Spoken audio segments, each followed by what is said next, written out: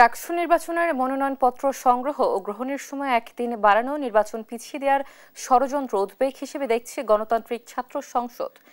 সোমবার রাতে বিশ্ববিদ্যালয়ে এক সংবাদ সম্মেলনে নেতারা বলেন, প্রশাসন পক্ষপাতমূলক আচরণ করছে। যারা লেভেল প্লেইং ফিল্ড নেই বলছেন তারাই নতুন ছক কোশ্চেন বলে মন্তব্য করেন তারা। অভিযোগ করেন, ছাত্রদলকে সুবিধা দিতেই সময় বাড়ানো হয়েছে।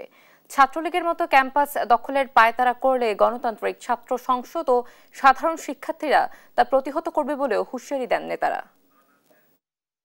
বাংলাদেশ জাতীয়তাবাদী ছাত্রদল তাদের প্যানেল ঠিক করতে পারে না অন্তর্কুন্দলের কারণে, এবং অন্তর্কুন্দল সামলাতে না পেরে বিএনপির হাইকমান্ডের সাথে এখানে আমরা শুনতে পাচ্ছি যুগ সাজে এখানে টাইম বৃদ্ধি করা হয়েছে, কিন্তু আমাদের শিক্ষার্থীদের সাথে বা অন্য কোনো ছাত্র সংগঠনের সাথে এই বিষয়ে কোনো ধরনের বিশ্ববিদ্যালয় প্রশাসন আলোচনা ছাড়াই এই সিদ্ধান্ত উপনীত হয়েছে। এবং আমরা মনে করি বিশ্ববিদ্যালয় প্রশাসন বা ডাকসুর যারা এখানে দায়িত্বরত আছেন তারা এটি শিক্ষার্থীদের সাথে ঠিক করেননি, তারা পক্ষপাত দুষ্ট হচ্ছেন দিন দিন।